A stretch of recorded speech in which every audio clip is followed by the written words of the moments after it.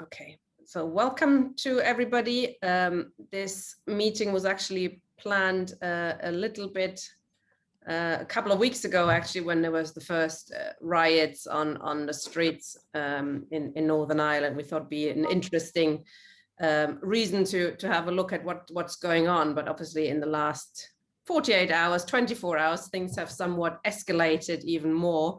Eileen Foster has resigned her position as first Minister of Northern Ireland. The Good Friday Agreement, the papers say, is under threat. Will everything have to be renegotiated? Was it ever a really useful long-term agreement anyway, or did it just paper over the cracks that exist in a divided country?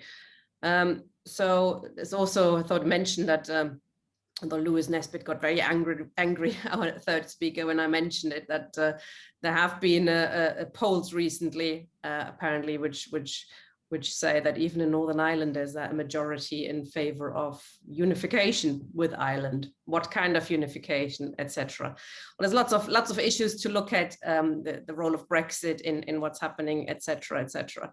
So very pleased to have three speakers tonight who are all expert on the issues.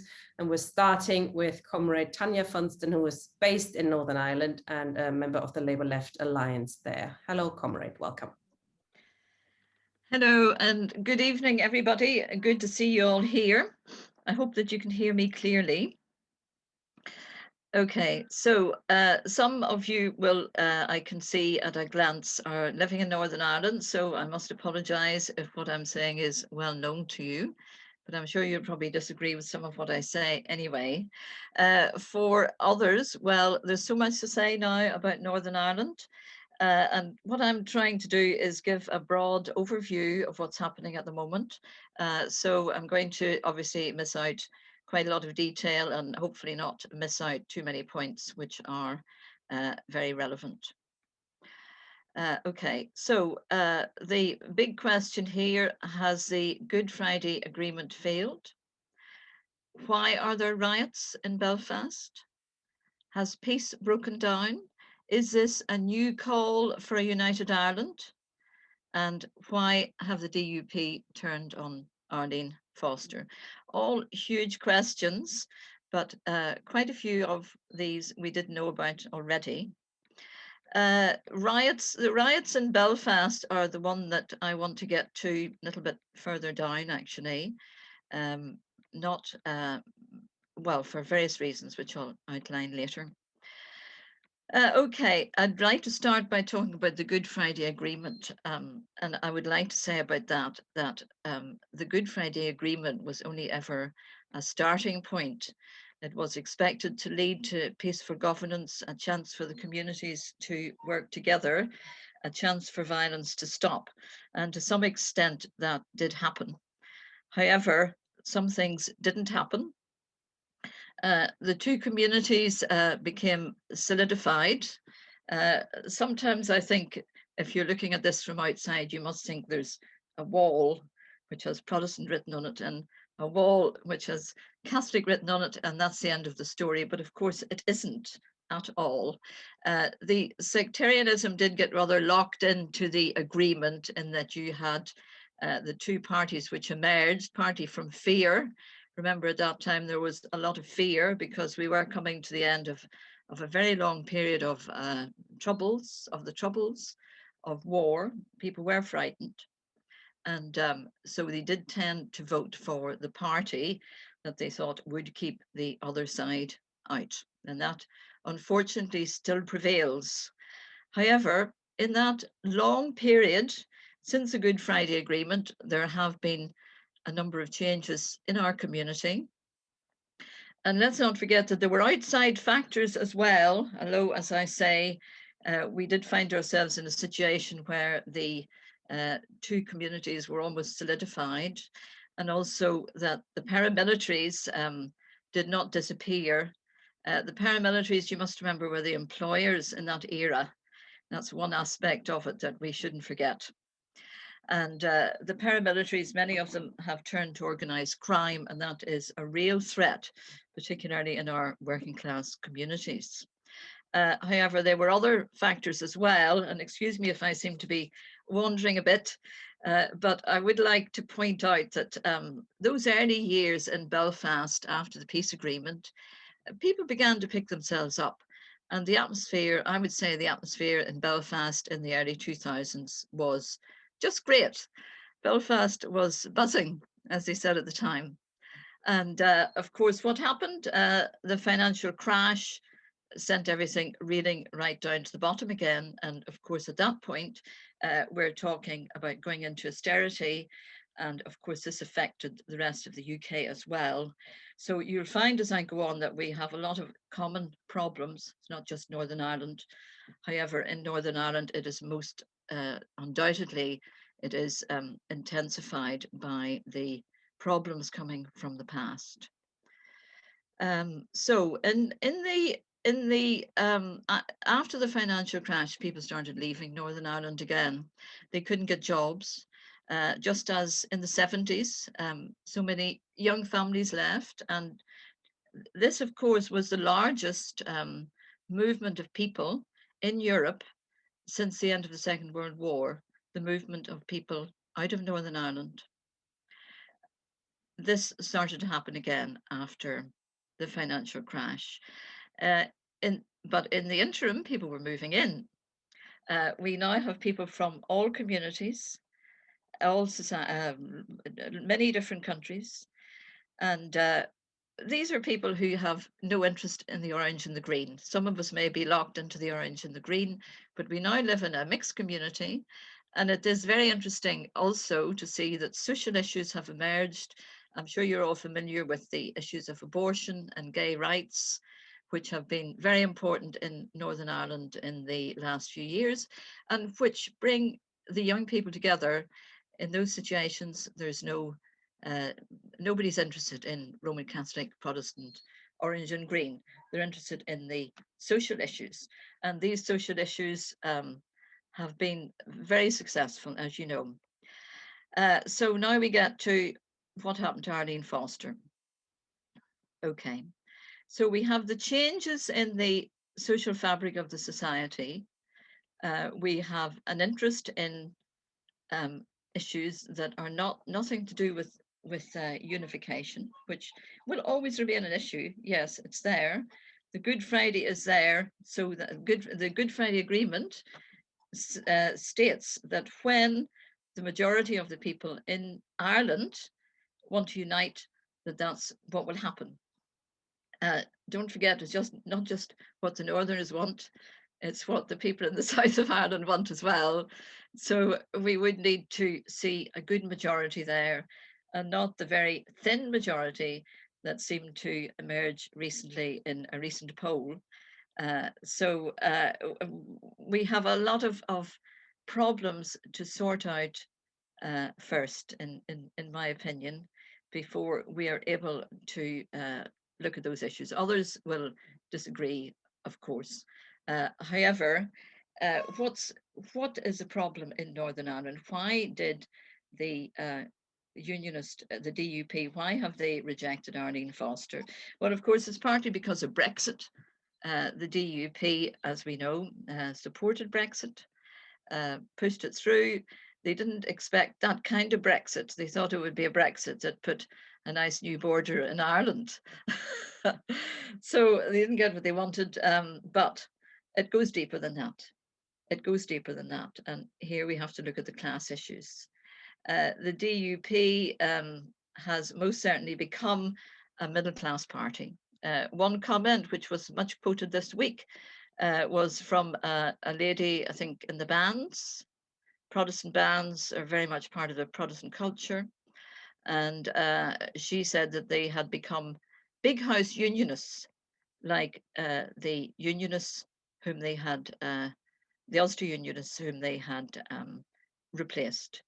And it is certainly true, if you look at the situation in Northern Ireland, the poorest areas are still the Shankill, the Falls, the Springfield, those areas in the centre of Belfast are still very deprived areas. And at the back of all this trouble today and the riots is the strong sense of deprivation in the society, whether recognized or not. Now, of course, how do we offer an alternative? How do we offer an alternative in a society which has twice the rate of suicide as you find in England? Horrific figures. It has very poor educational standards these days. They've dropped considerably. Protestants and Catholics are educated separately in segregated schooling. Something which Bernadette McCalliskey spoke about at the time of the making of the Good Friday Agreement, that there would be no real progress unless the education system was integrated.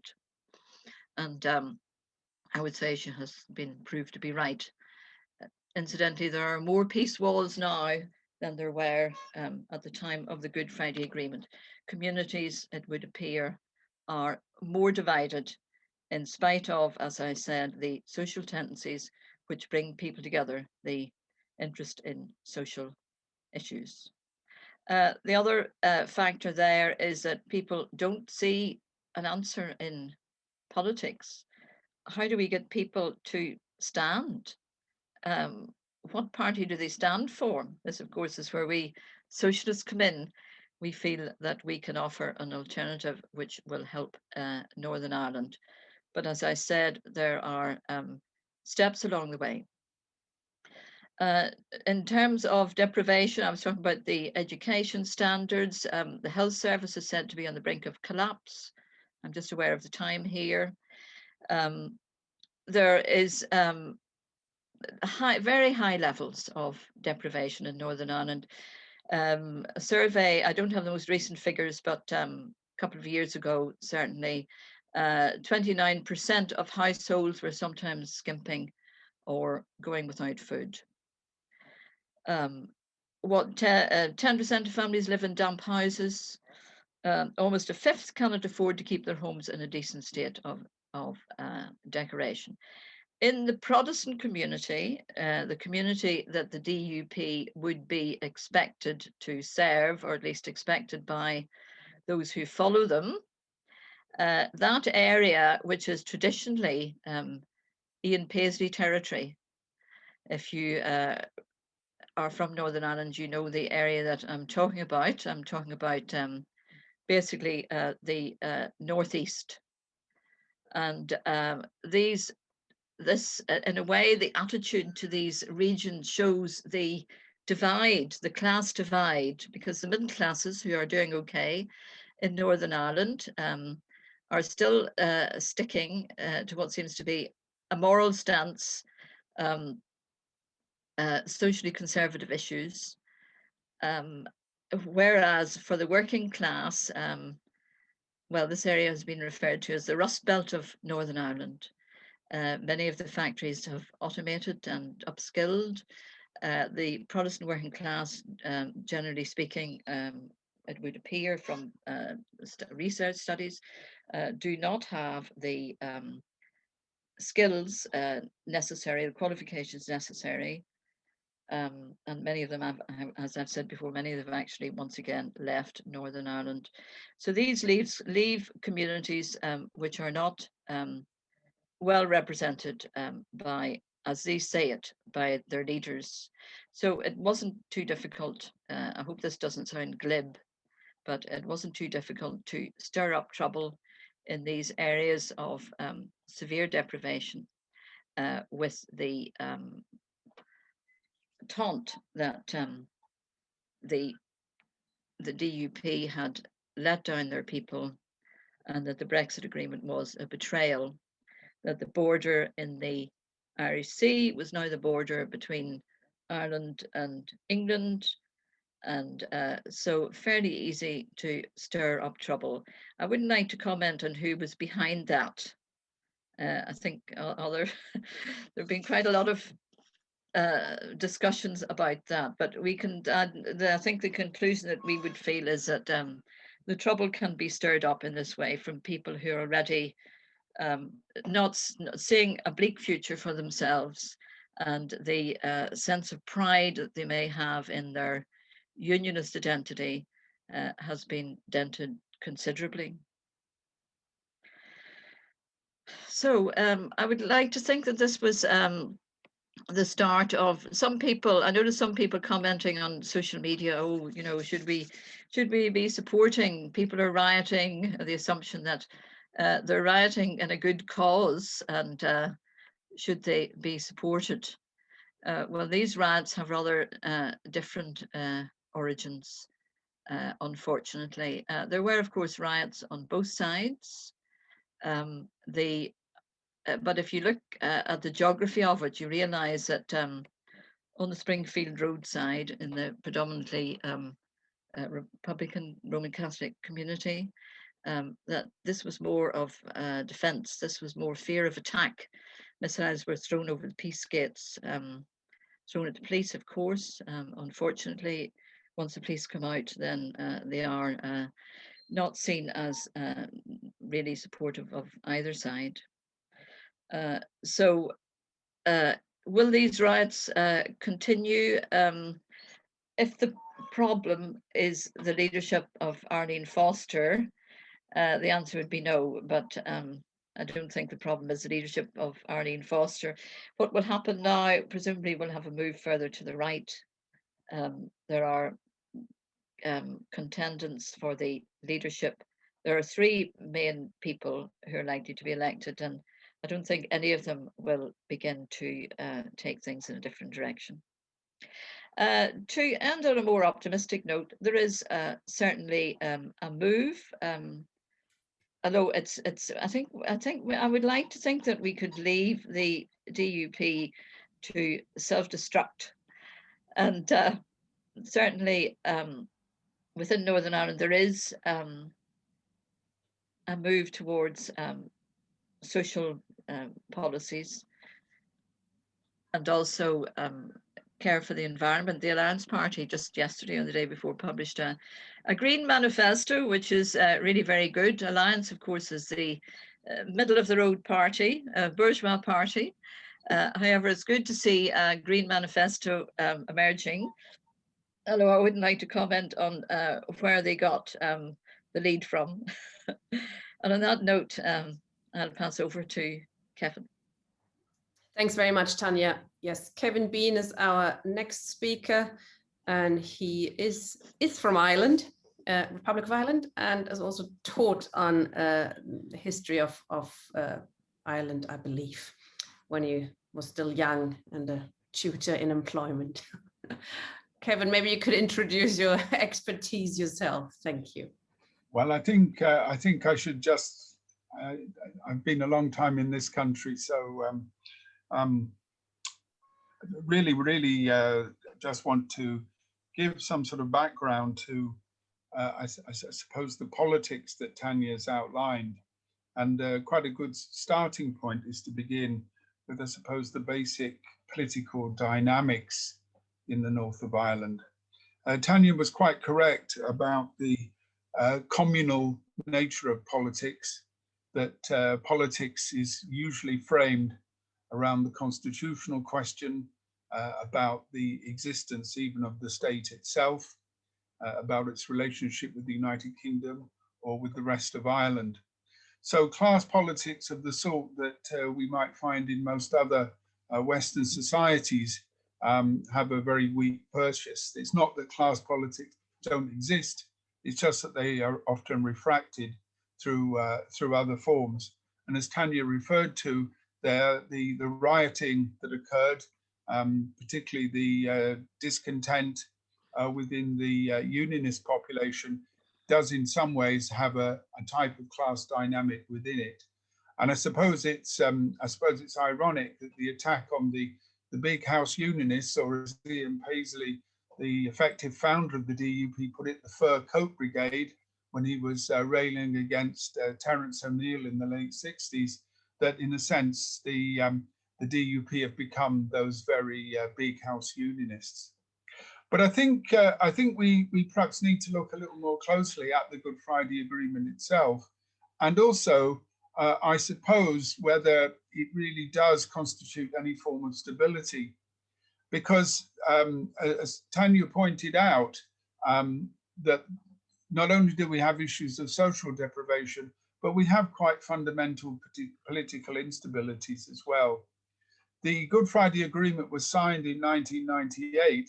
It was, in fact, an international agreement between London and Dublin, or between the government in Dublin and London, the United Kingdom and the Republic of Ireland. And the local parties were signatories, but its status is primarily an international document, and it's part of policies that British governments have adopted in Northern Ireland, at least since 1972. Indeed, the framework of what later became the Good Friday Agreement can be in fact traced through a whole series of settlements throughout the Troubles, the Sunningdale Agreement, even in some forms, the Anglo-Irish Agreement of 1985. And I think what we have here is an attempt to stabilize a situation. So far from bringing peace, I think what it does is to try to manage conflict and try to frame that in particular ways. And so the basic framework of politics between unionist parties and between nationalist parties is the way that the politics are framed. So the Good Friday Agreement doesn't attempt to reconcile that. It doesn't attempt, for example, to develop any other form of politics. It accepts those divisions, and providing that the state is stable, then that's really where it will stay. It will just be, and I think, a constant reproduction of that pattern. And indeed, the Good Friday Agreement, since it's been in existence, has hardly been a success in terms of political stability. There have been a series of crises. There's the suspension of the institutions, the suspension of devolution. I will have to check on the exact length of time, but certainly up until about 2017, the institutions of government had been more in suspension than there had been in practice. So it was punctuated by a series of crises, and that, I think, indicates that the fundamental constitutional conflict has not only not been resolved, but has plenty of potential to flare up. And in that way, it's simply papering over the cracks, I think, isn't entirely accurate. The cracks are there, but the attempt is to try, in a sense, to hold them together. Sorry, not particularly good at DIY, but I think probably it's some sort of brace that holds the gap together rather than polyfiller. That's a very bad analogy, and we'll move away from it. But what it means is the sort of rioting that we saw is, in a sense, inherent. There have been numerous evidence of discontent, and particularly, I think, discontent within the unionist population. And that's because the configuration of politics relies upon that. The unionist politicians in particular make great play. The DUP have used Brexit in this regard, but they could have pointed to any number of other issues to argue that their community, and I'll come back to that idea in a moment, that their community is in some way losing out, that its economic and social position is being undermined, that its political status is being changed. And that's quite true. In comparison with the 60s and 70s, even more so at the time of the partition of Ireland in 1920, between 1920 and when the border was finally decided in 1925, the social and economic position, particularly of sections of the Protestant working class, has really changed. The basic industries, shipbuilding, textiles, engineering, that were particularly dominant in Belfast, have gone into a severe decline. So what you have then is essentially a post-industrial society of the sort that Tanya outlined. And in that sort of situation, you will obviously get discontent. You will obviously get a sense that your position is being undermined. But of course, if politics are based upon the idea that you form a dominant group, if you form, for example, You know, as the loyalist phrase has it, we are the people. If you have a sense that this is your place, then when that's being undermined, for example, by direct rule from the 1970s and by power sharing, then you're going to feel under threat. So the Good Friday Agreement structures that into politics, and indeed playing that up and using that, which is what very much what unionist politicians have done, playing on those resentments, is actually quite fundamental. So the Good Friday Agreement is just, I think, a way of managing the conflict without dealing with it, and indeed reproducing it in some ways. Politicians who attempt to play on that, particularly on the unionist side, get elected like that. And any shift to the right, as Tanya says, any shift in the DUP is likely to move to the right. In Britain, Eileen Foster wasn't a particularly attractive figure. Indeed, she was ridiculed in many ways. But in the sort of spectrum of the DUP, she was actually slightly more on the liberal side of it. Her abstention on certain social issues, although, you know, we could criticize people not voting in favor of social reform, but her abstention was not, for example, as a radical an opposition as many of the people who tried to undermine her. So the DUP are likely to shift to the right, both on the Brexit question and on the nature of the border and on these social questions, because they're being threatened from the right themselves. Not only do we have the traditional unionist voice led by Jim Allister, who've made a lot of running, but we've also got, I think, new generations of loyalist paramilitaries. Again, some of the evidence around that rioting and some of the evidence from the recent, you know, the recent political developments indicates that these are new, younger generations. And you know, Tanya's quite right that this does arise largely from social deprivation, but it is, I think, capable of mobilization on a small scale. And of course, that's the important point. I think that mobilization, although it will remain possible, although it may, you know, in many ways be unpleasant, inconvenient, and indeed threatening for people who are caught up in the violence. When I was in Belfast during the flag protests, minor inconvenience, but trying to go across the city and being met with sort of flaming barricades, quite small scale things, but again, crowds of people with burning tires and so on, you know, a very threatening atmosphere. That, though, doesn't constitute the type of mass mobilizations of the unionist population that we saw in the previous period. And that's because I think essentially that type of power, that type of cross-class power that unionism had has gone. And much of that is social and economic. As one Labour politician, Kevin McNamara put it, the late Kevin McNamara, who was a Northern Ireland spokesman for Labour, he said that once loyalists were unable to go into Harland and Wolff and Schultz, the two big industrial enterprises, and call out crowds of 10, 15, 20,000 people into the city centre in minutes, said once that power had gone, then much of the social and economic power that underpinned loyalism went with it. Now that, of course, doesn't mean that the potential for conflict isn't there.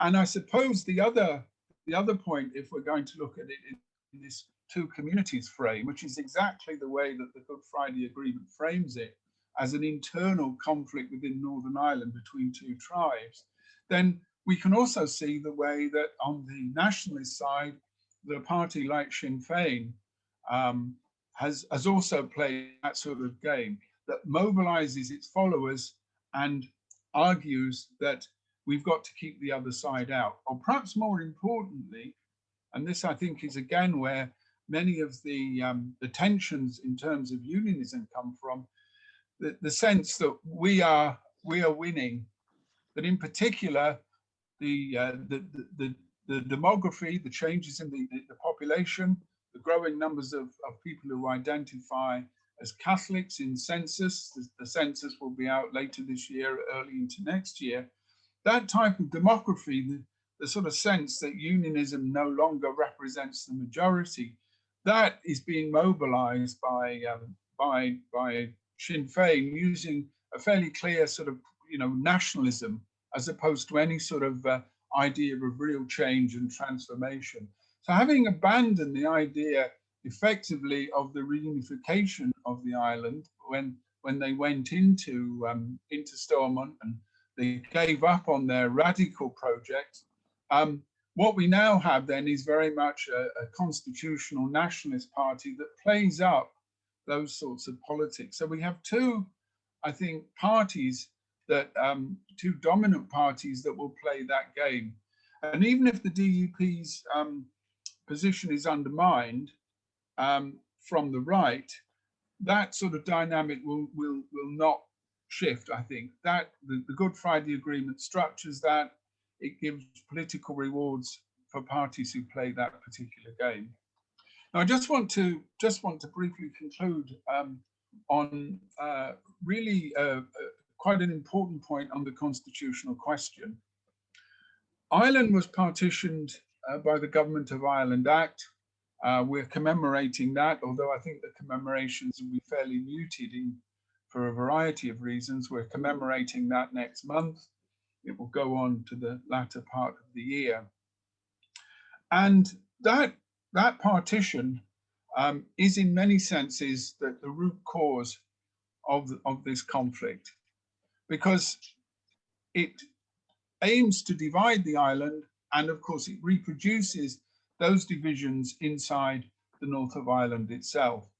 James Connolly, the Irish socialist, argued that partition would be a carnival of reaction. And for both Protestant and for Catholic workers, it certainly turned out to be that way. So the Good Friday Agreement is really, I think, just the latest attempt to try and patch that system up. And our argument as socialists must be to transform that system. And that really is, I suppose, should be the nub of our discussions this evening. Now, the reason why this has entered much more clearly into the center of politics isn't just because unionists have that fear that Brexit is, quote, forcing them into a united Ireland. It's also because the idea of a border poll has become now much more central. And Sinn Féin have played it up. They're mobilizing support. Of course, south of the border, they're doing very well in opinion polls. Many of the recent polls make them the largest party, although Fine Gael aren't too far behind them, but they think there's a head of steam building up. And so again, that intensifies this argument. But of course, reunification, if it's carried out through the form of a border poll, will not, I think, lead to any genuine reunification or indeed any genuine resolution of that national and that democratic problem. What it will simply do is, I think, to stoke up even further resentments and further hostilities. Because without really quite serious and fundamental political change, not just the reunification of Ireland, but really a transformation of society north and south of the border, then all we will get will be the reproduction of the old divisions. Yeah. The Good Friday Agreement, in its rhetoric, in its language, if we look at it, it talks in very clear terms of a new Ireland, a changing Ireland, of an Ireland based on consent. But all that it's really offered has been the reproduction of those divisions and indeed the reproduction of crises. And both London and Dublin have no, I think, real desire to effectively change that.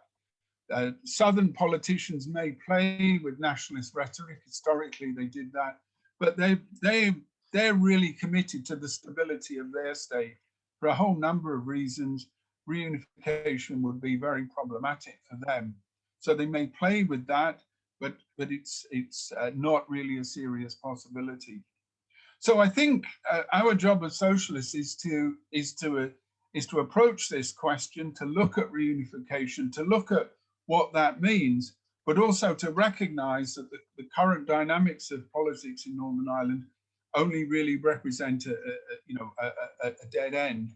As Susan McKay, the journalist, noted, interviewing some of the people taking part in the rioting, she said that they had a sense that they were losing out, but they didn't really know other than to sort of hit back at somebody or something. Yeah. And it's that sort of sense of, I suppose, aimlessness, but a very pointed aimlessness that we as socialists have to confront. And certainly the slogans of nationalism and of unionism are not really going to do that. But I hope that in the discussion, we will be able to look at some of the alternatives and some of the ideas that comrades will put forward. So thanks, comrades. Thank you very much, Kevin. Yes, I would have thought the statement that reunification under current circumstances is not the answer might prove controversial with our audience, but let's see where we get to in the discussion. Our last speaker is Lewis Nesbit from Labour Left Alliance in Northern Ireland as well. Hello, Nesbit. Hi, everyone. Can you hear me okay? All good. Yeah, sorry I'm late. I caught kind of the tail end there of what Kevin was saying, and I think it's really refreshing to have that kind of conversation about how, you know, especially as a young person, the idea of a silver bullet on either side of the equation for solving all our issues here. You know, it's often, obviously with the DUP, it's a lot easier. They kind of claim that the union is our only savior, and that, you know, only by relying on that, you know, side of the scales and pushing heavy on that side of the scales can we ever have some type of, there's a gap there, and that is actually what we're talking about. Because if you look at what's happened in the last few weeks, these riots, it's been a long time coming for anyone who's living here. If you're a young person, you know, my age, I'm 26, we were told about how there would be peace. You know, I was living in a time of peace, and I would talk to people older than me who experienced the troubles, and it sounded like an alien world. It didn't seem possible. Now I remember Land Rovers, Army Land Rovers. I remember a lot more Chinooks and helicopters, and I think I remember the odd British Foot Patrol, but that was probably whenever I was about 6 or 7 at the latest. So I'm very lucky to experience a relative peace, a peace for everyone here. But there is this there's this thread that runs through our society where violence is always an option, is what is implied with a lot of things. And if you want to go back to why these riots take place, it's a lot to do with the, like I'm sure others have mentioned here, the flag protests in the early 2010s. Where people started to realize, like Kevin said, unionists started to realize that they were not gonna, or sorry, well, more likely loyalists, but also unionists as a whole, were starting to realize that they weren't no longer in complete dominance of Northern Ireland, that they were going to lose grip. And that, I think, for some people, maybe not very obviously, but maybe in the background or in the back of their mind, they started to realize that this was starting to happen, where they were going to lose grip. And I think from my perspective, I wanted to talk about what it's like for a young person. So like Kevin said, whenever he was in Belfast, I remember I was in a bar about 3 miles away, easy walking distance of these riots starting. And it was a case of looking at your phone, seeing that there was a riot, and then going back to your pints. Because for us, there's always been a threat of violence. There's always riots, like every 12th of July, obviously the Orange Order parades, if you're not aware of that there. But beyond that there, where we were very used to 12th of July trouble happening in various loyalist areas, or a full-blown riot. So that there kind of started it off. And I think it was the fact that after they rioted in Belfast, and there was this uproar, and there was this artificial grassroots approach to things, there was nothing changed. And this has started to simmer through society, where loyalists and unionists feel like they're being ignored. And it's not that they're being ignored, it's that they no longer have this complete dominance of society, which they obviously do not deserve. They do not deserve to have this dominance over our culture and over how things are done here. So to kind of look at that from a youth angle, that's where a lot of it begins, and then it moves into obviously the feelings of the 2008 crash here. Although we didn't have as bad a housing market problems here, or like there. It's very hard to get a job here. Notoriously, in parts of Derry, it's extremely hard to get a job. Belfast as well. Nationalist areas, it's been historically extremely hard to get a job. But there's this social trend that you can follow through. What's happened here back to the 70s, where if you look at society and how it's set up, Protestants were allowed access to any job they really wanted to. If you wanted to work at Harland the Wolf, no problem. If you wanted to work, shorts, but Bardier, I'm thinking of the big ones.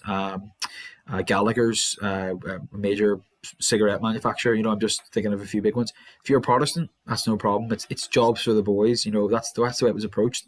And this is back in the 70s, whenever our industrial capacity here in the UK and Northern Ireland as a whole was a lot bigger.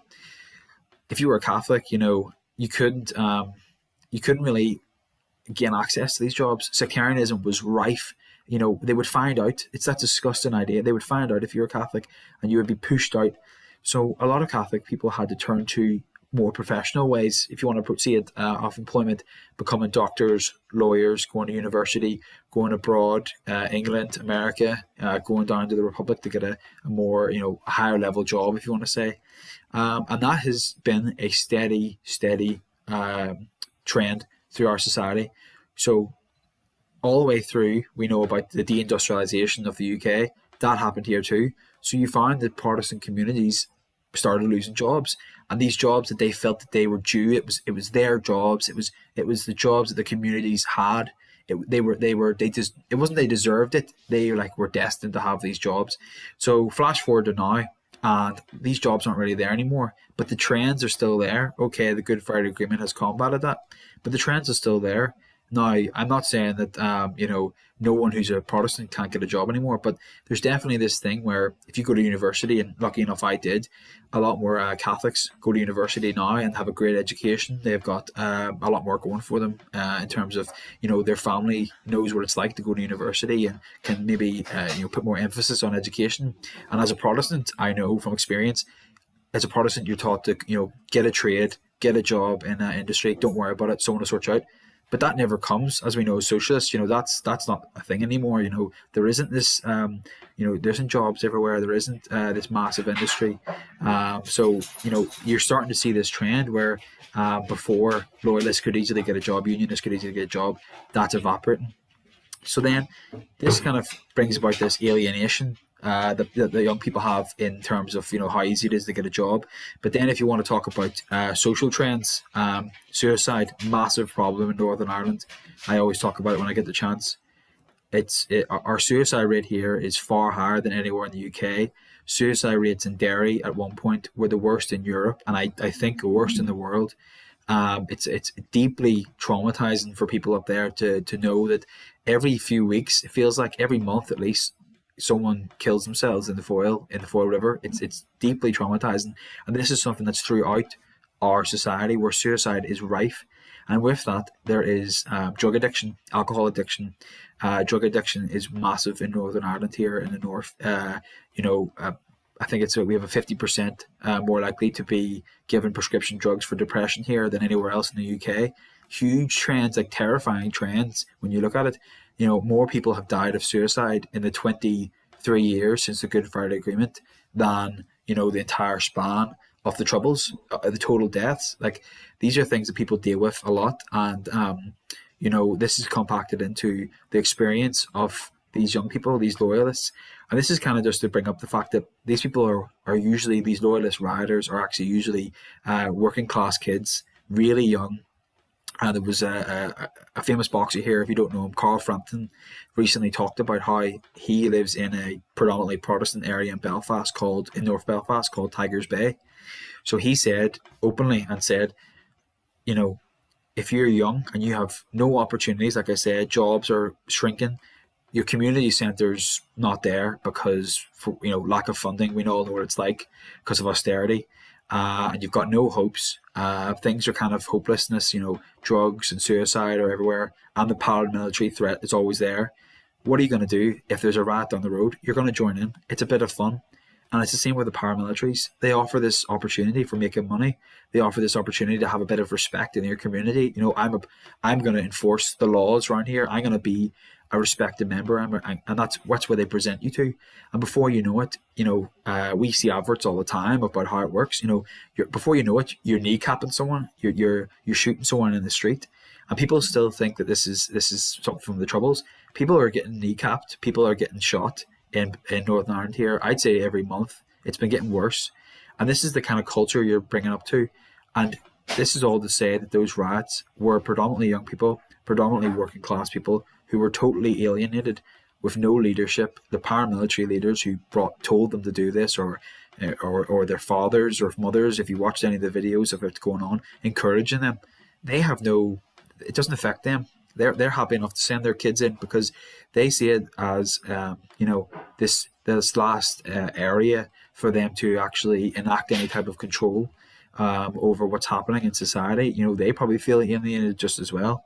And like there's a BBC article recently that was about a UDA member who tried to get out, and it was either go to prison, you know, do a job and go to prison, flee the country, or join the military, and that's the only options to get out of these situations. And I think if you want to look at it, that's the young side of it. And then to kind of I wasn't going to talk about this, but because of Eileen Foster leaving, you see the kind of the older generation who were experiencing the Troubles and got into politics. They're full of anger. And, you know, Eileen Foster, you know, she experienced trauma. Her dad was nearly murdered. There's an interview that was played last night of her. Must have been the 80s. She was getting interviewed where her bus was blown up on the way to school. And there's a lot of people here angry. Like, this is a post-traumatic society. We always say this is a post-conflict society. And you have a lot of people so angry because the Good Friday Agreement had this thing called the peace dividend that we were all told was coming. We were going to have something was going to happen. You know, you looked at the Celtic Tiger. Look at that. You know, look at what happened in the UK in the 90s. Economy booming. You know, things are going great. We'll get that soon. That's coming to us. Good Friday Agreement. We'll work together.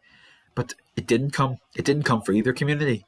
But it's this idea compacted, this multiple hit, where if you're a unionist, you didn't get the peace dividend, but also you realize you're no longer this violent reactionary force that can control whatever outcome you want through violence and through your dominance as an ethnic group. Because, you know, first of all, like I said, you know, like our Kevin mentioned, demographics are changing.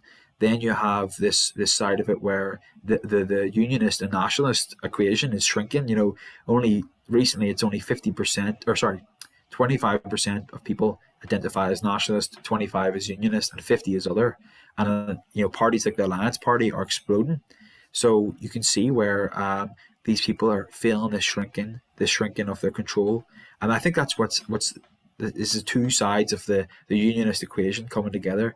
You have these far right, you know, anti-abortion, anti-women's rights, homophobic conservatives. In any country, they would be far right conservatives. And then you have this culture war, as you would call it. You know, we've been living it for years, a culture war of what is British, right? And then you have this young population who are alienated. They do not care about the older generation. What have the older generation ever give them except for problems? You know, the peace dividend, like I said, well, that's given us nothing. So that's where you see the DUP totally disintegrating. And you actually see this thing where people here are fearful because the TUV, the traditional unionist voice, I don't even know how to. They're a fringe party, extreme far right in terms of unionism, you know, loyalism. They are reactionary. They do not want to work with anyone, and people are fearful that the DUP voters are going to go there. When in reality, I think it's for every one vote that goes to the TUV, 6 are going to the likes of Alliance, and you see that. So you see how this is coming. You see this how you're coming if you're a loyalist, if you're a unionist. And I get to the point where Kevin's talking about United Ireland. Unionists don't even want to talk about it, which as a socialist from a Protestant background is just crazy. This thing that, you know, is almost certain, really, like from all statistical variations, it's almost certainly going to happen in one way or another. But even if you just talk about it in terms of campaigning, this thing that could eventually happen, you do not want to talk about how United Ireland will look, how it will work, how you'll fit into it, what rights you'll have, what rights you want to see, how do you want to see finances? How do you want to see the NHS? They refuse to even engage in it.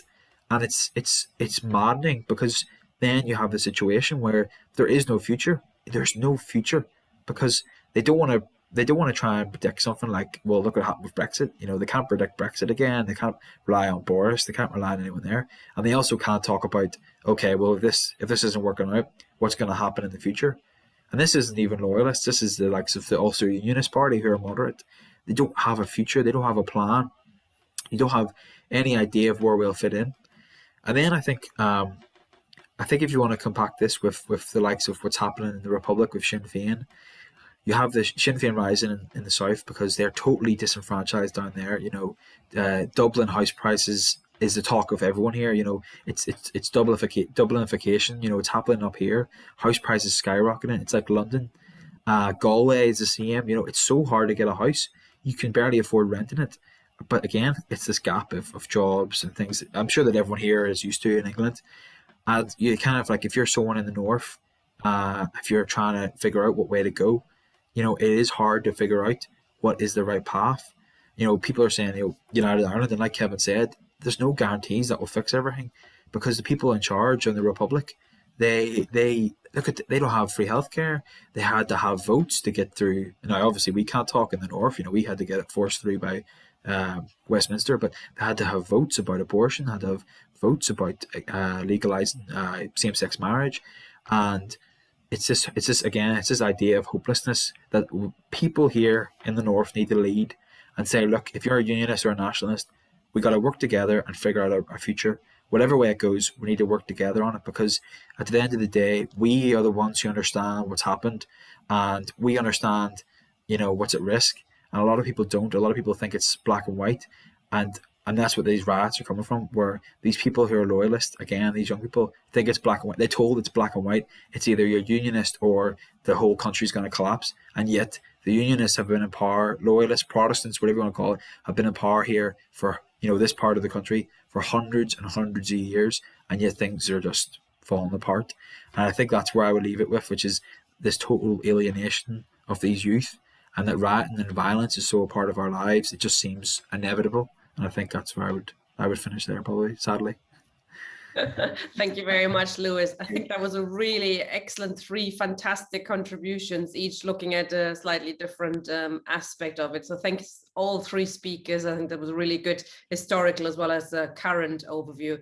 We have quite a few people who want to ask questions and make comments. First one is Susan Richardson, please. Sorry, comrade, you're muted. Can you unmute yourself?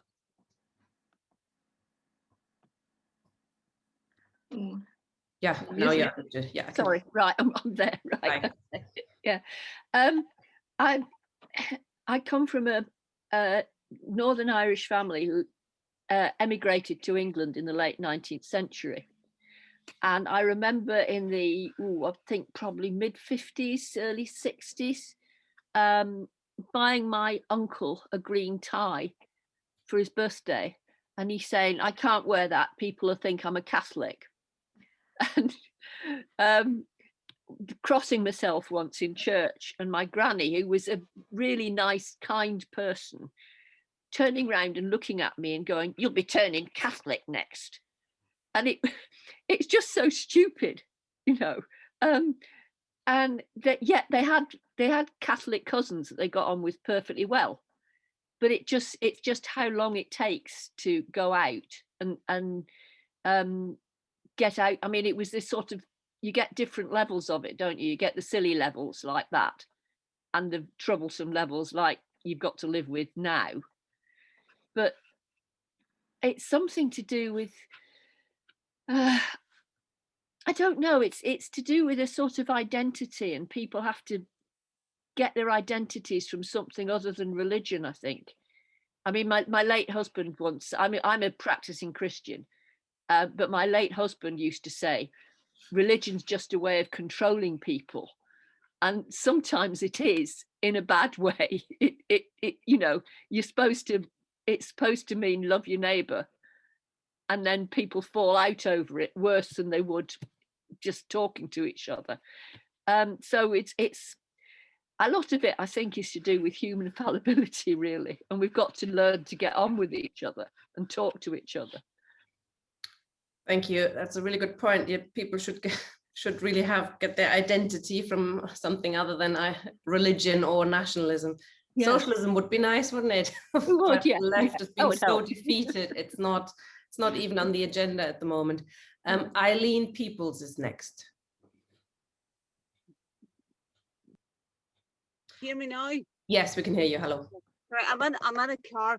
I'm actually in Craigan and Derry, and I'm just thinking, because I work in mental health in Derry, and what the experience I have of working in mental health is the underfunding of a lot of services, and you have post-traumatic conflict, a lot of people with PTSD, a lot of people who, Lewis referred to the amounts of suicide within Northern Ireland, and yet the Stormont government sitting, or he wouldn't come together, and they sat on the suicide prevention package and wouldn't release it. So you have underfunding of loads of services. You have people, who are living, with kind of desperation, addictions, and all sorts, and it's kind of a perfect storm for the more sinister elements within our society to kind of take advantage of young people who feel they have no hope. I also feel that there's been an under-reporting within sections of the community, especially within the traditional Protestant communities, of crime and criminology. So what generally people have thought is, the nationalists are the troublemakers, they're the rebel rousers. But really, there's been a lot going on in both communities of underfunding, people really not seeing the benefit of the Good Friday Agreement because it hasn't come into their community. It has come into sections of their community, but people haven't really felt it in jobs and well-being. And I think that really has played a part in this. I think it's very sinister what's going on. I mean, where I work, the majority of people who come into our services, we don't ask them what kind of community they're from. We just know that a lot of the time it's kind of their parents have got addiction problems.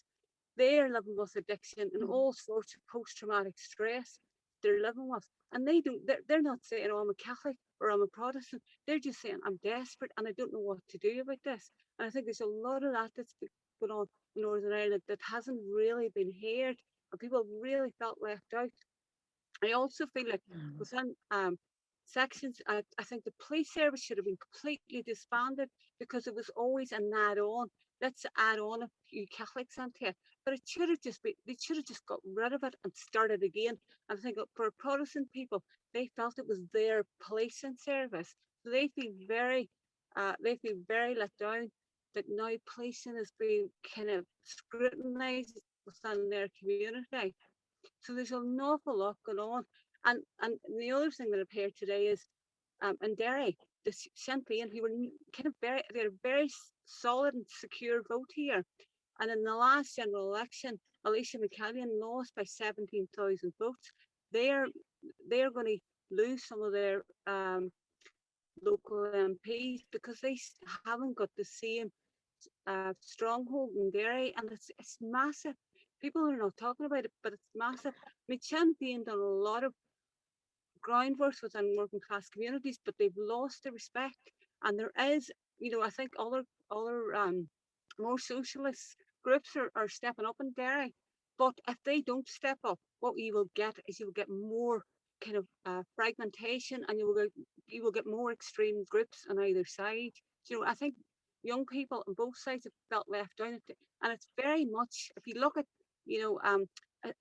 COVID and how working class communities were more affected, it's exactly the same in Northern Ireland. If you look at sectarianism and people in working class communities who have been let down by everybody, they are more likely to be involved in rioting, but also to feel, not have any jobs, be on benefits, and not feel any benefit from the Good Friday Agreement. And I think, it annoys me as well how suddenly, because we're on the news, we're interested. We're living this life. We're living day to day, it's not interesting for us. You know, we're having to negotiate on a day to day basis. You know, those kind of things. And I think sectarian politics has been there, but we are also most of the time getting on with things and doing the best we can. I just want to end there. Thank you very much, comrade. Okay, Matthew Jones, please. All right, okay.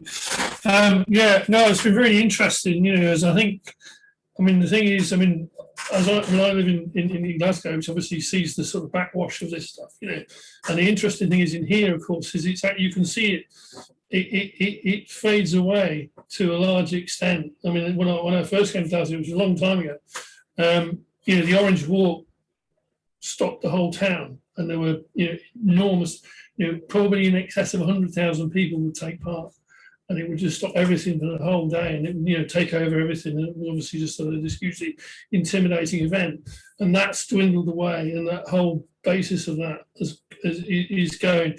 But I mean, here, of course, you don't have that sort of, you don't have that community separation to the degree. I mean, here, of course, you know, people always have relatives, you know, who you know, well, one side or the other, whatever, and there is a sort of, there's an understanding among most people that you know, it's not, you know, okay, you might dispute over football and all the rest of it, but it's something you can get on with, and you can speak to people, and you don't have to, you know, and as I say, that there aren't walls around Glasgow, you know, so it's quite a different thing. But I think in terms of the north, it's obviously really, as comrades have said, I mean, just become this sort of pressure cooker, because obviously what you can see has happened is that you know, what they've done with the Good Friday Agreement is to try and freeze the thing in stasis and hold it, and just say, okay, well, we're shoving this, and it's not just obviously it's about British control of not just the north, but of, you know, of Ireland, and the nature of Ireland, of the Irish Republic as, of course, you know, what is essentially a tax haven. You know, that's its function. I mean, it's even that now, you know, the whole business with, say, you know, Joe Biden saying, well, we'll have a tax level for the world, and the Irish Republic said, no, we can't do that. We got all these deals with all these characters who can hang around here and process their money through the place, and you know, avoid all this tax. And the same obviously with the European Union, where you know, the case where the European court told Ireland they had to accept 13 billion euro from Apple, and the Irish refused. It's incredible. They've never seen anything like it, you know. But it's obviously that's the nature of the system that's been built in that country, the function, you know, on a world scale for various bits of multinational capital, you know. But of course, you know, because of that, obviously you have a political class, and then obviously has then inflicted enormous pain upon the working class in the Republic as well, over the period, you know, the period of the Troika and so on and so forth. I mean, you know, not quite on Greek levels, but certainly a huge cut in living standards for a vast, you know, probably the majority of the population, and certainly, you know, enforced down through the trade unions and all this sort of stuff. And in the north, probably even worse, because obviously you have, you know, basically a system where they've the two sides have been bought off. You know, you know, Sinn Féin and the DUP essentially administer the system, and essentially on the basis of being bought off by the British. You know, and the argument between the two is essentially over the DUP. Basically, have been saying, well, we don't want any of this to go to Sinn Féin. We want more of it for us. And that's been the falling out between the two. It's not quite, you know, but the two are quite happy to administer neoliberalism and austerity and vast cuts and the destruction of much of the, you know, service-based societies, as people have said. You know, the two of them, no issue with that at all. And so it's as I say, it's a sort of this. I can imagine. I mean, it must be horrible to live in it. The sort of held in that stasis, not merely guaranteed by the British, but also, of course, by the Americans. I mean, quite clearly, the US imperialism saying, we're parties to the Good Friday agreements as well. And saying, given the crisis in Britain, the nature of Boris and so on, the fact that nobody can trust the man, except when obviously the Americans said, look, hey, we're in this. You can spend your time lying to other people, but we'll tell you how this works. And Boris then obviously had to accept the notion of having this customs arrangement or border in the Irish Sea. As I say, to be left with that is horrible, and it's how actually we can break it down. And you can see it. I mean, how can we break down that thing which is, as I say, I don't see as it's actually. It's certainly not controlled in Ireland. It's actually controlled in London, and it's actually controlled in Washington. And it's the political. How does that political thing get broken down? And in terms of a movement a socialist movement, not merely in Ireland, but elsewhere as well. And the attitude, obviously my attitude has always been in terms of saying, the British, remove the British from the equation, remove the British from the control of Ireland, because obviously always been a malign influence. But in terms of how you would do that and build a movement for that, it's another matter. And I think it'd be really useful to discuss that further with comrades. Thanks. Thanks, Matthew. Yes, it's certainly been a very useful discussion so far. Steve is the last person from the floor. Unless anybody else is indicating, I will then take the three main speakers to reply to some of the issues and sum up.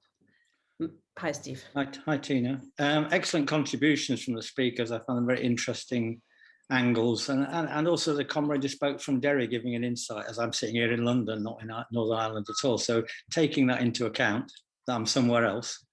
I've got three points I want to make. One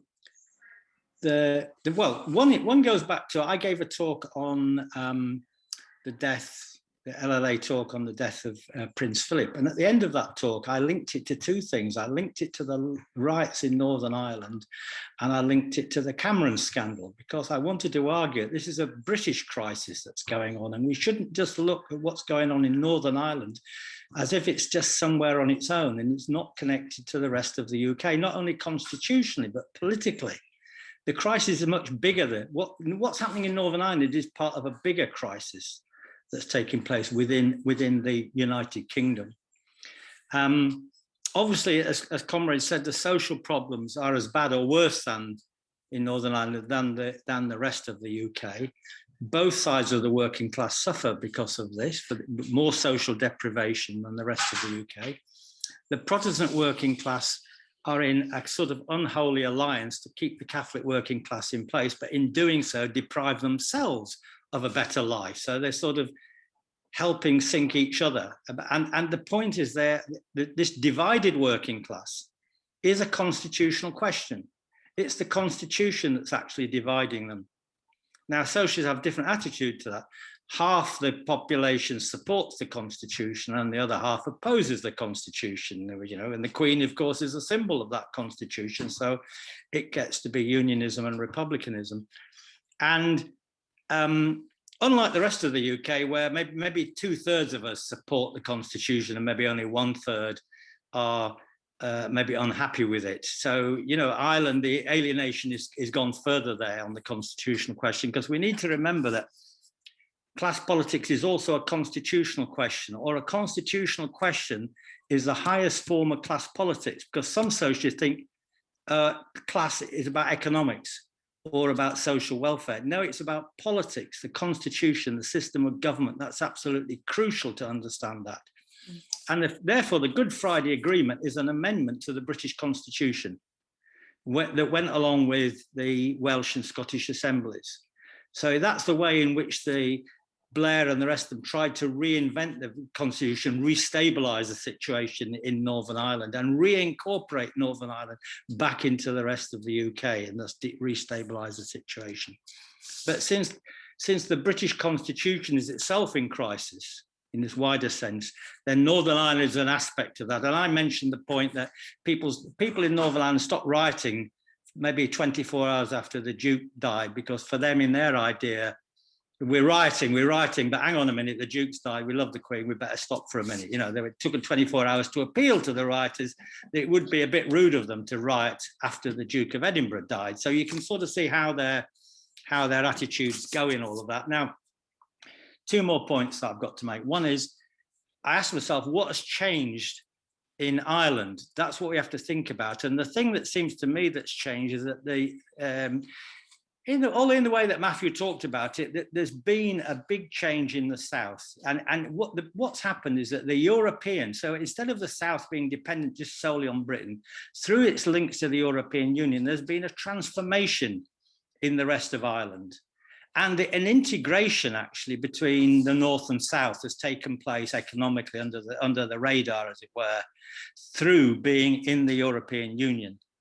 All right, and more trade going north and south, and the South looking a more interesting prospect, not just a backward Catholic republic, but actually something slightly more modern. You can look at abortion and gay rights and things like that as indicating to the rest of Ireland that maybe the South is now not the place we always thought it was.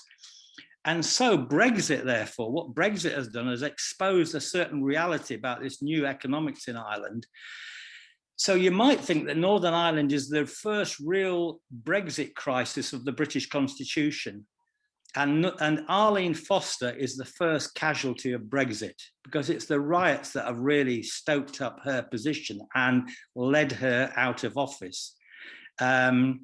And it tells us what happens if you trust King Boris Johnson. It doesn't go well for you, and that's what the unionists did. I heard a member of the DUP, by the way, on the radio this morning saying that he wanted to remain in the European Union because he thought you're better off in the devil we know in the EU than going off with Boris Johnson, the devil that we don't know. And he thinks, I never heard a DUP member saying he wanted to remain in the European Union. But anyway, that's what he said. I want to finish on this final point, if I could, because it's an argument that's come up. It's absolutely true that people have a static way of thinking about things.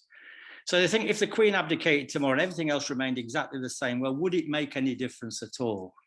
It's a kind of comparative static way of thinking at things, because if the Queen abdicated tomorrow, it would still be the same tomorrow as it was today, but actually it wouldn't be, because people would start wanting to do different things. And therefore there would be something else that would happen. Then something else would happen. And then we'd go off on a different trajectory altogether. And it's the same with United Ireland. If Britain left Ireland, it's only one little thing. And if everything else remained in aspect, well, what would be different? But it wouldn't be different, because other things would start to happen. It'd merely be the trigger mechanism for a whole set of other kind of changes within Ireland. So I think British withdrawal from Ireland is on the cards, is likely to happen, because I'm sure a section of the Protestant farming classes or whatever thinks we should still be in the European Union. And I think that's still the contradiction in the present situation. And I'll finish there. Not sure about that, but we'll see. Bridget is next, please. Hello. I'm just going to talk about a couple of points because as some of us, I'm neither, and not even from Northern Ireland, and I've been living here for nearly 33 years. And I think a lot of us sort of what we sometimes call blow-ins have been sort of navigating the very strange ways of Northern Ireland. And in a way, the more I think about it, it is actually a place like no other. And there is an awful lot of contradictions. For instance, if I'm thinking about the riots and the young people in the loyalist communities rioting, they are really stuck in some way that, for instance, young people in the nationalist communities aren't. Because if you are kind of from a group that is sort of opposing a system, you probably know an awful lot of the system you're opposing. And you also know an awful lot of how to get around things or how to get things. Whereas in the loyalist communities, and I taught in the loyalist communities for a while during the Good Friday Agreement, I mean, if you're always taught that you are sort of the superior class, but actually your reality is not like that. I mean, if you are poor, and there was always the working class loyalists, they were often also poor. And I remember having this huge argument in a class about outside toilets. And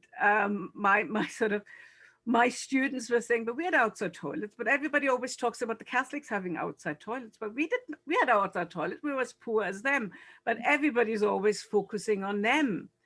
And I said, so what did you do about it? But they were kind of, because they were always told that they are kind of better off, there was sort of that lack of actually maybe going out and getting things for yourself.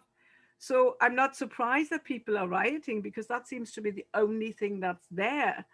And if you are maybe a bit more rebellious, and if you are, you know, you want to change things, but then if you're told that actually you shouldn't do this because this is more like a Catholic thing, you know, identity is sort of always used to kind of divide and prevent people from actually getting what they're even entitled to. I mean, only now, people, you know, our people in the loyalist community, I mean, it used to be much more stigma if you were unemployed and if you have to claim benefits, because actually that was what the Catholics did. So you really didn't do it. That was what my students were telling me. You didn't do it. So there is that perception now, and I mean, there is some truth in it, that the Catholics or the nationalist community, they have moved ahead very much so in wealth and in education. And they are left behind, the loyalists are left behind, but you're still supposed to be in some way, the Northern Ireland is still supposed to be your state, but it actually doesn't provide for your needs. So there is a huge contradiction. But then in reality, if you're unemployed or if you are on disability benefits, you're clobbered. All the communities are clobbered. It doesn't matter where you're from, what your religion is or your politics. And when you're then also traumatized by the Troubles, and there's a lot of second generation trauma too, it doesn't matter. You're trying to fight for your benefits, and you're trying to fight, and you go through PIP assessments. And if it's bad in England, it's even worse here, because you have that additional trauma. And so many people actually can't work anymore because they're so traumatized from what happened in the Troubles.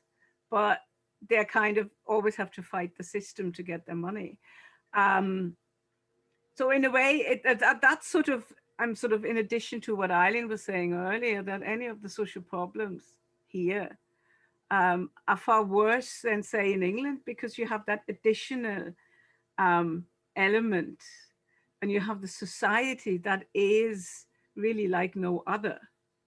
However, when people talk about reunification, the one thing that actually unites people here is that they always talk about the health system.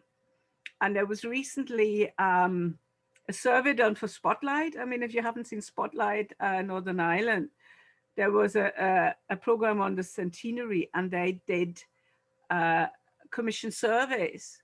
And the ones that actually, one thing everybody agreed for is that if there was unification, you need a national health service. And it was North and South. And I think it was about 80 or 90% of people wanted that. So there's something to build on, and it is social policies, and it is health, and it is education. So that is something that is in a way positive out of all this mess. But the last thing I'm saying is, when you're talking about the two communities, I mean, they are the predominant communities, but there is us foreigners here, and we're trying to make an impact, but it is very, very hard, because we're kind of not really there, you know. So thank you. I know the feeling, Brigitte. Okay, next one is Harry Hutchinson, please. Yeah, we're moving into a new era now in Northern Ireland politics. The last 23 years now has been really dominated with the Good Friday Agreement, and arguably okay. It was the end of violence and brought, I suppose, relative stability to the northern state. But the problem is that it failed to resolve any of the fundamental issues that needed addressed here in Northern Ireland, particularly to bring people together. It has, on the contrary, proven to divide people even more than previously.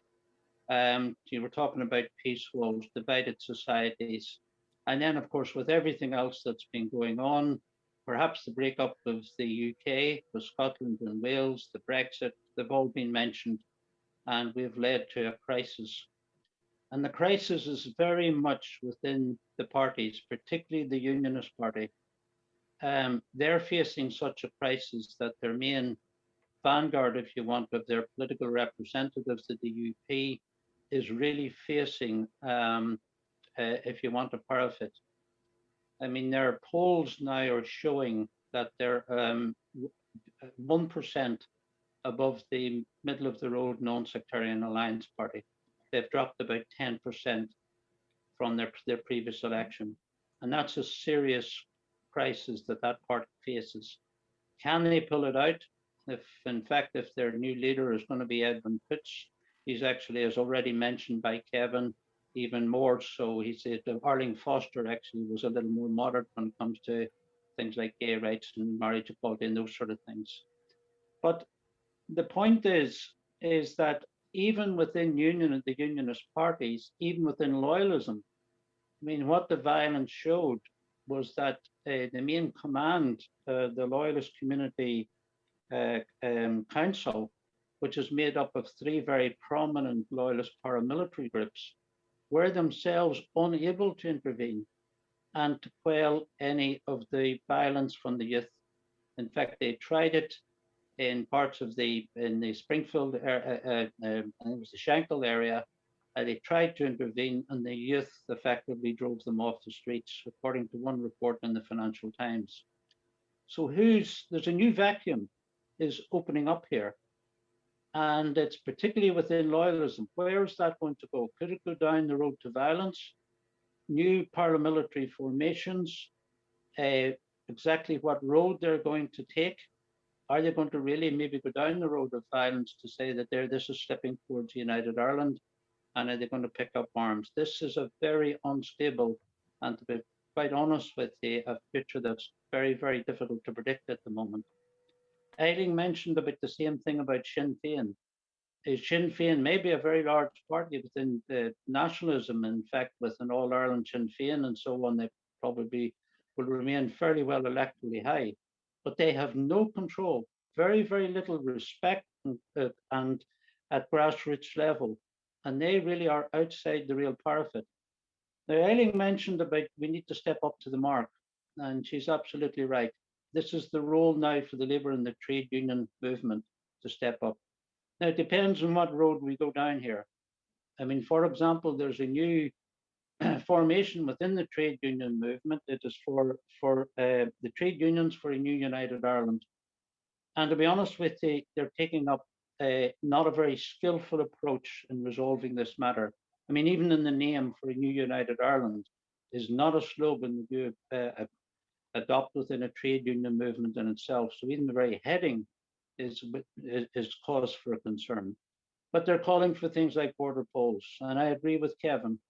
You can impose solutions from the top, even based on the political parties, and it can end up more divisive than ever before.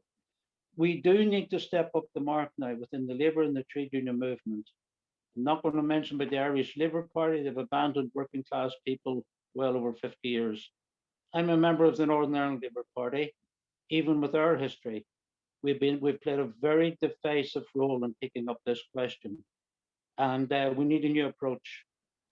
Now, there's many of us, for a few of us, shall we say, are working towards now the potential of setting up a new Ireland Labour Party, a new formation based on the Irish Congress of Trade Unions to seriously get a political representative from the main body of the trade union movement, north and south. And that, to me, is a potentially the way forward, and to take up these issues in the whole of Ireland, but to particularly address the issue of the national question. We need to step up the mark, and we need to do it very quickly. Thank you. Thank you very much, Harry.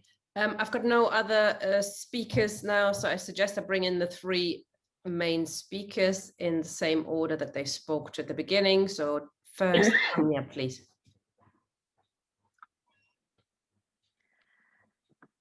I think that Harry is ending on the note that we want to carry on from, because yes, the next step is, where do we go from here? This has been, I have to say, this has been very interesting and useful discussion. But the fact is that we need to know how to go forward. And the way forward for the working class is through the trade union movement. So thanks, Harry, for bringing us to that point. It's the right one, I think, for us to end on. That was very brief. I thought you might talk a bit longer, but don't have to. Okay, Kevin and Lewis, you have more time if you want it. Okay. Thanks, Tanya. Okay, sorry. Yes, I can be seen. But there were some very interesting points in the discussion, and it's really too many to go over.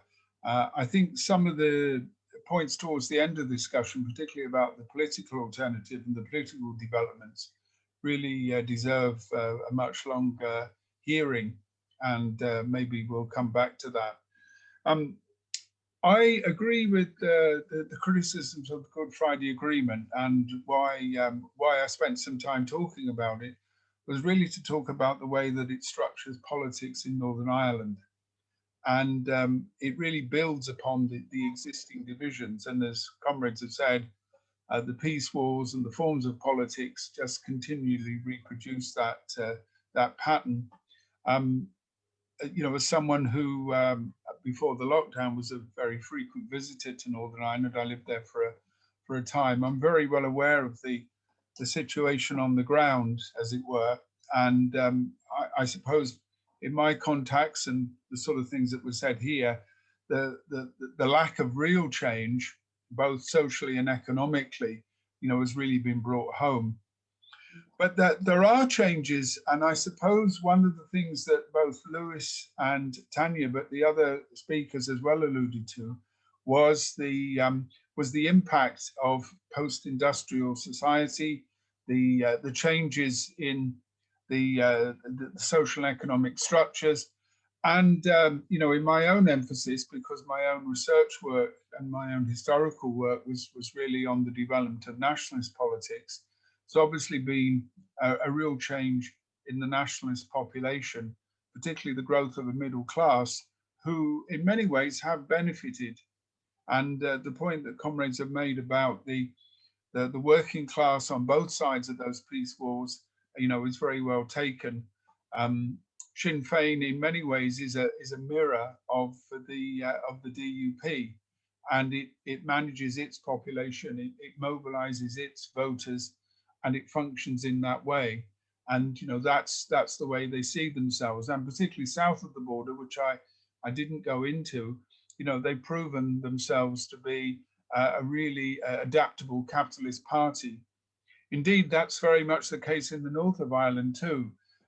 You know, comrades will always explain that the Sinn Féin and the DUP sit in a power-sharing executive, which implements cuts. It's a very clearly a pro-capitalist structure, and it's not, despite the socialist rhetoric of Sinn Féin, it's a party that's very much at home with the status quo. So I think we accept all of those things. I think though the the real point, or at least the real point at issue, and I won't have time to deal with it this evening, and it does require, I think, a much longer discussion, is in a sense the cause of that. And a number of comrades alluded to it. It isn't simply historical. It isn't simply Britain's historical role. We know that Britain dominated Ireland in various forms from the early Middle Ages. We know that that Ireland was England's first colony, that it was a test bed for many of the practices of the British Empire. And we also know that Britain was instrumental in partition. I'd recommend comrades look at the history of partition. It's not generally known on this side of the water. There's a lot of work out about it at the moment. But the role of the British government, the role of the British Conservative Party and its links with unionism really do need to be understood. And in particular, the interests of British imperialism and British capitalism in the north of Ireland historically, and in particular, the role of Britain in using divide and rule tactics, so that the partition of the island isn't some sort of neat solution, because all that partition did was to reproduce the conflict within the nation as a whole into a small corner of it. It trapped, and that's the way that many people regarded it, it trapped around about a third of its population who were nationalists, who wanted to reunite with the rest of the country. It trapped them inside that state. So partition is in a sense the ultimate problem. It's created the pressure cooker. It forced, and it was used by unionist politicians to maintain their control over the Protestant working class. Their politics throughout the period from the 1920s were always designed to stop any working class unity, to stop any sort of socialist movement. So that's the historical problem. And where does that leave us today? Well, the comrades have talked about how socialists should respond to that. And I think the response shouldn't just be social and economic. It shouldn't just be to talk about that form of politics. It's also to talk about the fundamental cause, which is partition and the need, I think, for reunification. Now, one of the reasons why I don't support a border poll is that would be very much reunification from above. It would leave the power structures intact. It would leave the status quo intact. And of course, our desire for, or my desire for reunification is actually to end that division, because the fundamental divisions in Northern Ireland society ultimately rest on that. Lewis described the way that the Protestant working class people were formed into this unionist bloc, this cross-class alliance. And although that's lessened, it's still ultimately, when push comes to shove, that's how politics are reproduced. So the demand for reunification isn't a demand for a border poll, it's a demand for a new Ireland, but it's a transformation which will have to affect both sides of the border. It isn't a case of simply reproducing the conditions of the Irish Republic north of the border, and it's not simply leaving the existing structures intact. So why I concentrate on that is, in a sense, that it's the prime cause in my view. It's an historical cause, but it has very contemporary impacts. And it is in many ways, it is the elephant in the room, to use that old cliche. It is something that is there all the time, and it's something that has to be addressed, because without it, I don't think there can be a transformation. Our aim must be for transformational politics that really change society. And until we grasp that, we're just going to endlessly reproduce the situation. But I think that, the ways that we do that, pardon me, the ways that we do that and how that could be developed obviously takes more than just a short discussion. So I think it's something we should return to.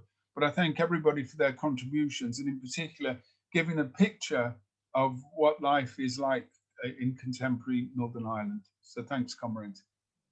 Thanks, Kevin. Yes, reunification under the leadership of the working class, I guess. Okay, Lewis is our last speaker then.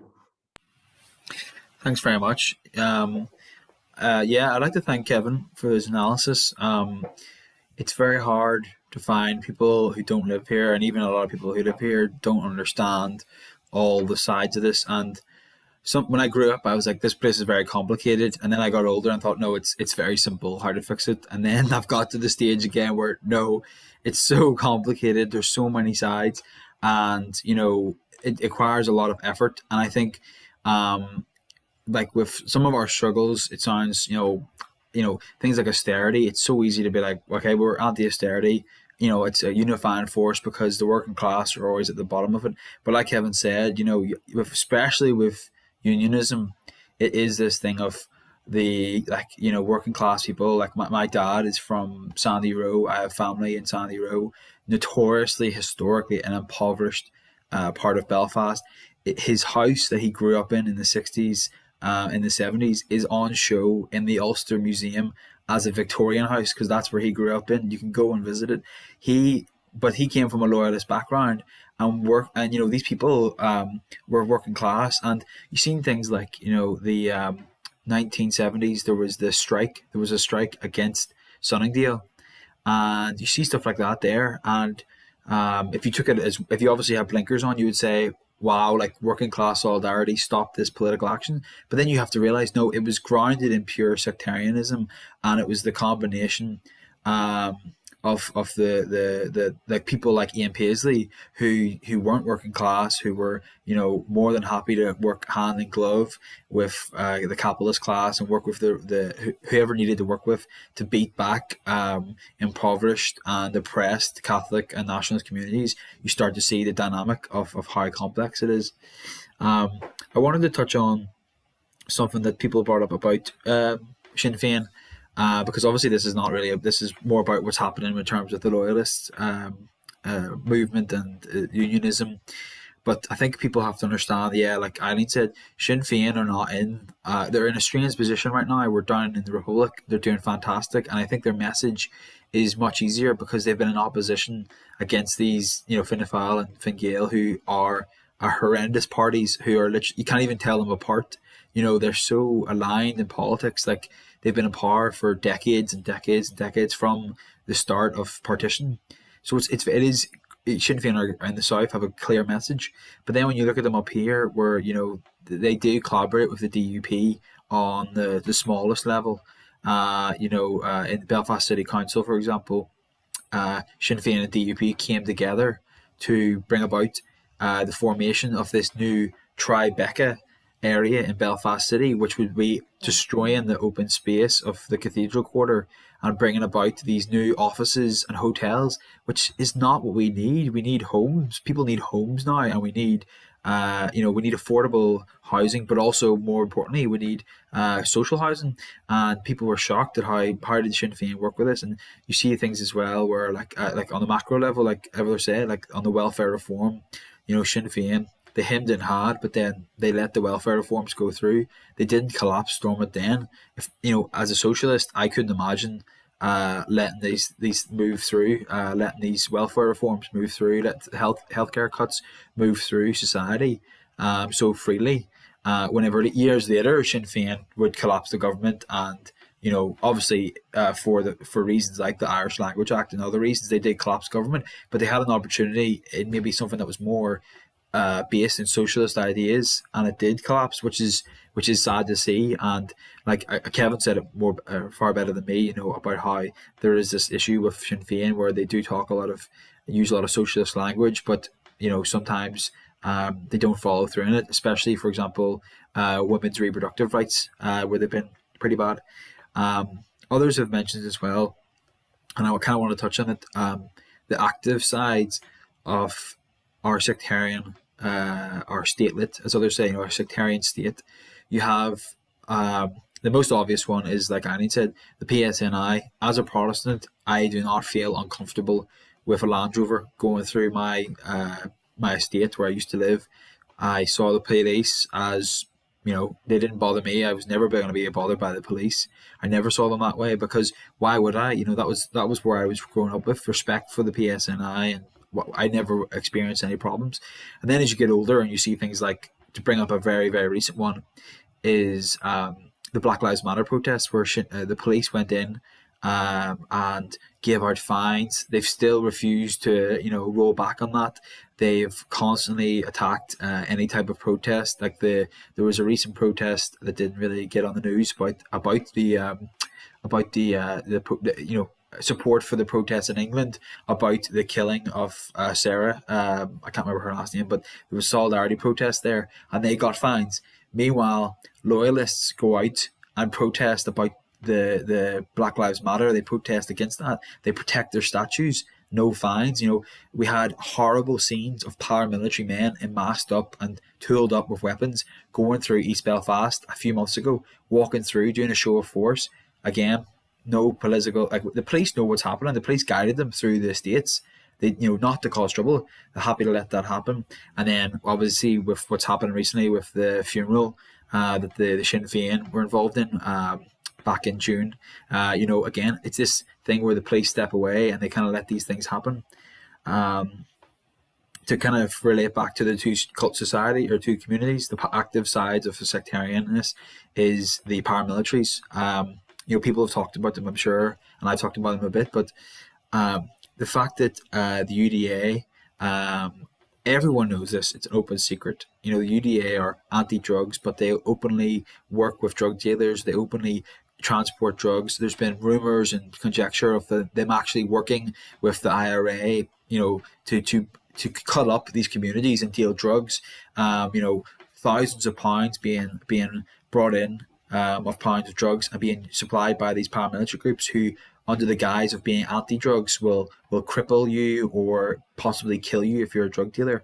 They will enforce protection money, ask for protection money from communities. If you're a shop, they'll say they need to protect you, and it's like, who do they protect you from? The troubles are over. This is not a society we live in where your shop needs protected. The truth is, it's protection from us. And then on the other side of that, the new IRA, there was obviously several years ago, a prison officer was murdered, and I believe a soldier was murdered.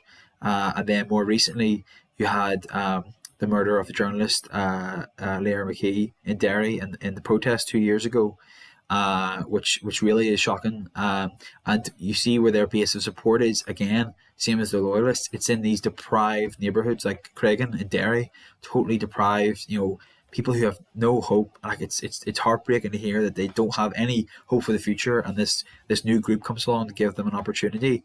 And again, like the IRA, new IRA recently tried to blow up a police officer's, woman's part-time police officer's car recently enough. And then to mirror that, as I was saying about the paramilitaries and the loyalist side, it was just announced today that 3 cars of a police officer in Larne had their car burnt out, 3 cars last night.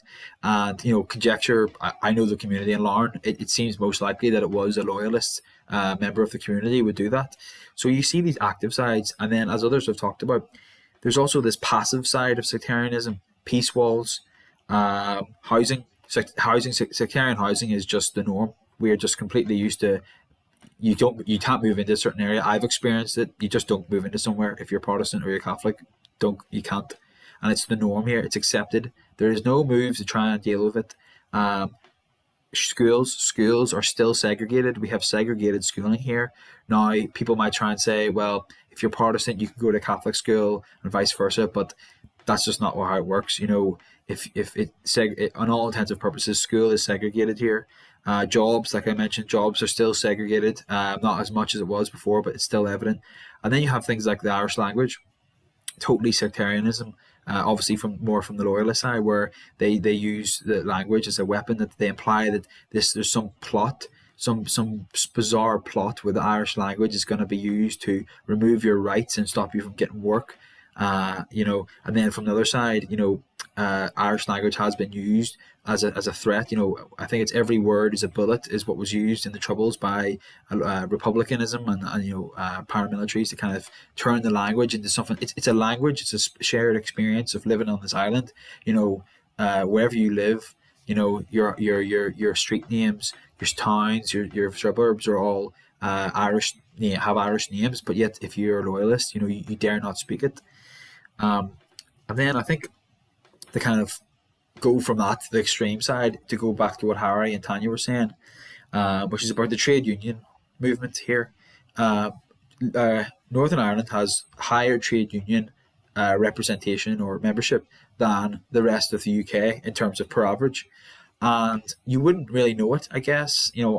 Sadly, I haven't really joined any workplaces yet that have strong trade union representation. But in the likes of our hospitals, obviously trade unions help win the nurses a pay rise in December 2019. Trade unionism is not as big, obviously, as we all know. Trade unionism has obviously taken a massive hit from the 70s, but it's still there. It's still in our society.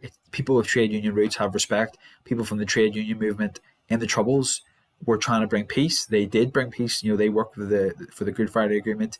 They helped. Shop stewards would be on the streets trying to stop violence. But the problem is, there's like Harry mentioned, there's no trade union representation. There's no political party that is able to say we are the trade union movement. The Irish Labour Party pushed that away recently enough. They kind of moved away from that. Obviously, SDLP here is just, it's the same story as Alliance or even the Tories. They have a trade union group. It's not the same as the Labour Party. And that comes down to where you find socialist groups working within the trade union movement, but it's very segregated. You have Sinn Féin members in the trade union movement. You have People Before Profit. You have the Socialist Party, Communist Party here, and again some loyalist groups. So there's a fracturing there. And I think on relation to that, I would kind of try and close off by saying to everyone watching is that, a lot of people's view is obviously going to be that there should be a united Ireland. And I think that becomes a blocker to block people from thinking about us and our problems. And I really wish that people would, take that point, but don't use that there as an excuse to not get involved in what's happening here and to help us out. Don't use that as a way to kind of push things to the side. Listen to us, listen to our problems. Our problems are exactly the same as everyone else. Like, that's what socialism is about. Working together on common ground. We all have very similar issues with austerity, healthcare service being degraded, COVID. And I think I would really appreciate it if more socialists took an interest in what's going on here and tried to understand the problems and tried to work with us. And and I know there's this barrier. People feel like, well, British people or English people shouldn't tell us what to do, but it's not even about that. It's working with people. Internationalism, we're all in this together, and we would love to hear people in the Labour Party say, whatever your view, I want a united Ireland, but let's help these people out. Let's do something about it through Westminster, because as I mentioned, Westminster brought us legalized same-sex marriage. Westminster brought in abortion, and now Westminster is having to enforce abortion rights again.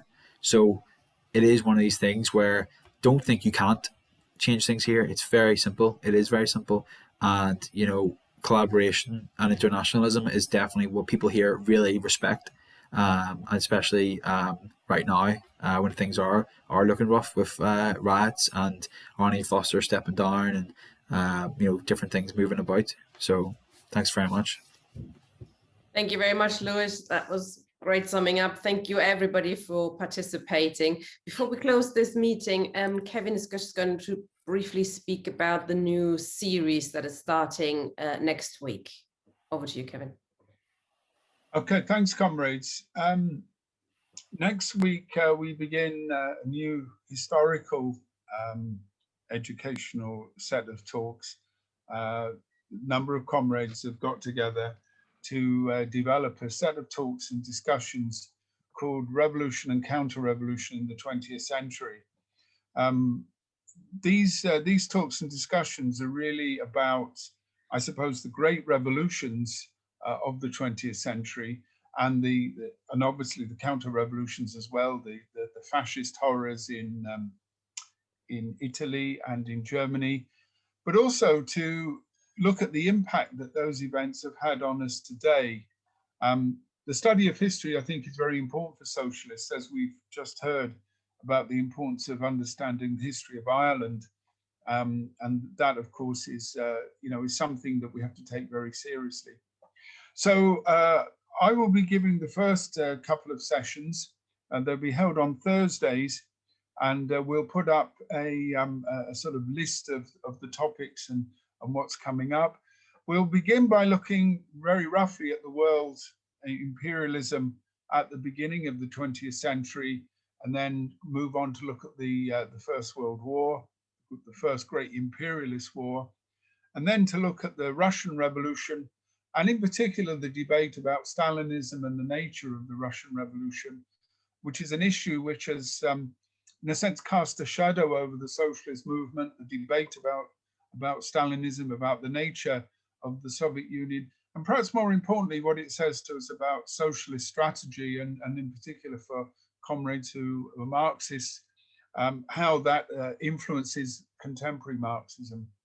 But we'll also move beyond Europe, because of course, Europe was the center of world imperialism, but we'll look at another great center of world imperialism, the United States, particularly developments in the 20s and 30s. And given some recent developments in the United States with Joe Biden's economic program and people talking about the New Deal, that I think is also going to be relevant. And also looking at the struggles against imperialism and colonialism, the struggles against the empire, and also other revolutionary and socialist movements in countries like China, India, and also obviously the development of fascism, the horrors of counter-revolution, which resulted in barbarism and war, and a set of struggles that really were a major attack upon civilization and the working class. So that's those sessions will be number around about 14. But we've also got planned a shorter series on the history of Ireland, and also some other educational events on more contemporary forms of politics. So there's a lot going on the educational website, and I hope that you can make it along. The LLA has been running sessions now for over a year. A number of comrades have spoken and taken part in the discussions, and we would like to continue that, certainly for the rest of what us academics think of as the rest of the year, which usually ends somewhere about May. But joking aside, we will be continuing probably into June with this run. So I'd like everybody, if they could, to come along, look at the LLA's website. In the next couple of days, all the program will go up, and please come along and take part in the discussion.